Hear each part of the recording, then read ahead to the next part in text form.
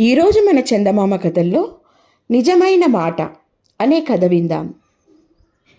కథ వినే ముందు నాదొక చిన్న రిక్వెస్ట్. మీరు గనక మా ఛానల్ని మొదటిసారి చూస్తున్నట్లయితే ప్లీజ్ తప్పకుండా సబ్స్క్రైబ్ చేయండి. ఇక కథలోకి వద్దాం. అక్బర్ చక్రవర్తి ఆస్థానంలో బీర్బల్ విదూషకుడుగాను అంతరంగికుడుగాను ఉండేవాడు. తాన్సేన్ సంగీత విద్వాంసుడు. తాన్సేన్ పాట వినడానికి దేశ దేశాల నుండి ప్రముఖులు వచ్చేవారు. ఈ ప్రజ్ఞకు తాన్సేన్ అతిశయపడలేదు. కానీ మిగిలిన ముసల్మానులకు తాన్సేనుకు సమానుడు లేడని గర్వం పట్టుకున్నది. అంతేకాదు, చక్రవర్తికి అభిమానుడైన బీర్బల్ను తప్పించి ఆ స్థానంలో తాన్సేన్ను నియమించడం తగునని సూచనలు చేస్తూ వచ్చారు. ఈ మాటలను గ్రహించిన చక్రవర్తి ఈ ప్రస్తావనను సహించలేక, మీరెంత చెప్పినా బీర్బలుడంతటి వాడు జన్మజన్మలకు మరొకడు కానేరడు అని జవాబు చెప్పాడు. అప్పటికేమీ అనలేక ముసల్మానులు కొన్నాళ్ల తర్వాత ఒకనాడు సభ ఏర్పాటు చేశారు. చక్రవర్తిని కూడా ఆహ్వానించారు. ఆనాడు చాలా వేడిగా ఉక్కగా ఉన్నది. ప్రమిదలలో చమురు వత్తి వేసి ఊరుకున్నారు. కానీ చీకటి పడిన ముసల్మానులు వెలిగించలేదు.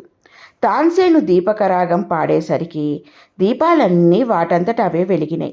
మేఘమల్హార్ రాగం పాడాడు. వెంటనే ఉక్కపోయి వర్షం కురిసింది.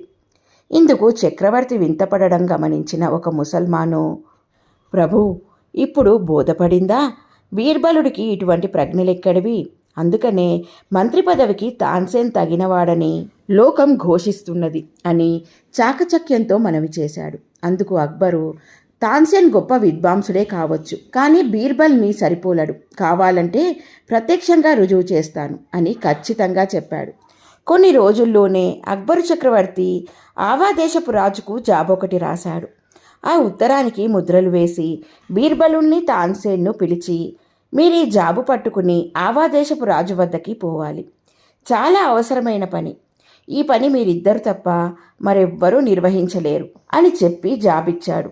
వారు బయలుదేరారు. తాన్సేన్ తన మనసులో ఇదేదో చాలా ముఖ్యమైన కార్యమై ఉంటుంది, ఆ రాజుకు నా సంగీతం వినిపించి బహుమతి పొందుతాను అనుకుని సంతోషించాడు.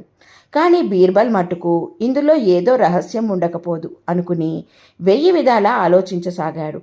చివరికి ఎలా అయితేనేం మహారణ్యాలు దాటుకుపోయి కొన్నాళ్లకు వారు బర్మా చేరుకుని ఆవారాజు దర్శనం చేసుకున్నారు. వారు తెచ్చిన జాబు చదువుకున్నాడు రాజు. అందులో ఇలా ఉంది: నా సేవకులిద్దరూ మీ దర్శనానికి ఈ లేఖ పట్టుకు వస్తారు. ఒక రహస్యాపరాధం చేయడం చేత వీరిని దండింపవలసి వచ్చింది. గోప్యంగా జరపవలసిన కార్యం కనుక ఇక్కడ ఆ పని చేయ వీల్లేక మీ వద్దకు పంపించాను. మీరు వారికి మరణదండన విధించవలసింది. రాజు జాబు చదువుకుని మంత్రికి ఇచ్చాడు.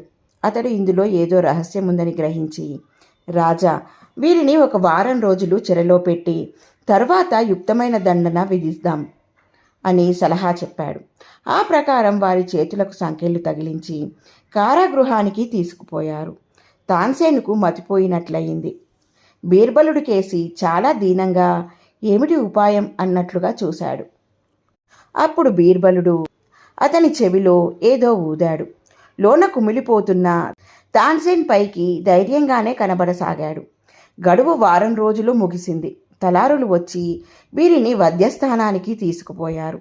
అక్కడ బీర్బలు తాన్సేను నన్ను ముందు చంపు అంటే నన్ను ముందు చంపు అని పోరాడసాగారు. తలారులు రాజు వద్దకెళ్ళి, వీళ్ళిద్దరూ పిచ్చివాళ్ళు ప్రభు అని మనవి చేశాడు. అప్పుడు రాజు వారి ఇరువురిని పిలిపించి, ఎందుకిలా వాదులాడుతున్నారు అని అడిగాడు. రాజా, ఆ విషయం చెబితే మాకు చాలా నష్టం కలుగుతుంది, అందుచేత చెప్పదలచలేదు అన్నాడు బీర్బల్. నిజం చెప్పకుంటే యావజ్జీవ ఖైదు వేయిస్తా అన్నాడు రాజు. ఇక తప్పదన్నట్లుగా బీర్బల్ ఇలా ప్రారంభించాడు. రాజా, చాలా కాలం నుండి ఆవారాజ్యం కలుపుకోవాలని మా రాజు ఉద్దేశం. కానీ తమరు బలశాలులని బెదిరిపోతున్నాడు.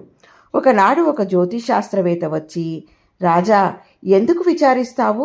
నీ రాజ్యంలోని 2 ఆవారాజు వద్దకు ఏదో మిషపైన పంపించు. వారిని రాజు కనుక చంపాడంటే మొదట చచ్చినవాడు ఆ దేశానికి రాజవుతాడు, తర్వాత మరణించిన వాడు మంత్రి అవుతాడు. అప్పుడు వారు నీకు సామంతులుగా ఉంటారు. ఈ విధంగానే నీకు ఆ రాజ్యం దక్కుతుందే గాని యుద్ధం చేసి గెలవడం నీ తరం కాదు అని చెప్పాడు. ఈ కారణం చేత మమ్మల్ని ఇద్దరినీ పంపించాడు. ఈ సంగతి వెల్లడించినందుకు మా రాజు మమ్మల్ని చంపే తీరుతాడు కనుక అక్కడికి పోకుండా మమ్మల్ని తమరే చంపించి పుణ్యం కట్టుకోండి ప్రభు. అప్పుడు రాజు మంత్రికేసి చూశాడు. మంత్రి రహస్యంగా ఇలా చెప్పాడు. రాజా, వీరి పరస్పర కలహం వల్ల మనకు అసలు రహస్యం అంతా తెలిసిపోయింది. వీరిని చంపితిమా మన రాజ్యం మనకు దక్కదు కనుక వచ్చిన దారినే వీరిని పంపివేయడం మంచిది. మంత్రి మాటలను నమ్మిన రాజు బీర్బలుడితో, మిమ్మల్ని చంపమని మీ రాజు జాబు వ్రాసి పంపాడు. ఆజ్ఞ నెరవేర్చడానికి మేమేం వారి సేవకులం కాము.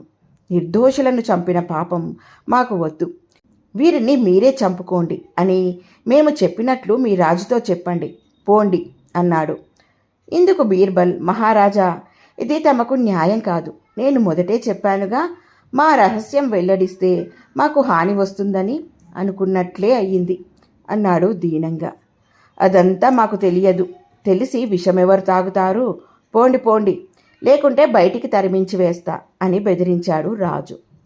బీర్బల్ భయం నటిస్తూ సెలవు సెలవు అని తాన్సేన్ను వెంటబెట్టుకుని బయటపడి మళ్ళీ ఢిల్లీ నగరం చేరుకున్నాడు. తాన్సేన్ అక్బరుని చూసి, ప్రభు, బీర్బలుడే లేకుంటే నేను తమ దర్శనం చేసుకోగలిగేవాణ్ణే కాదు. అతని బుద్ధి కుశలతే మా ఇద్దరినీ రక్షించింది అంటూ జరిగిన వృత్తాంతమంతా విన్నవించాడు.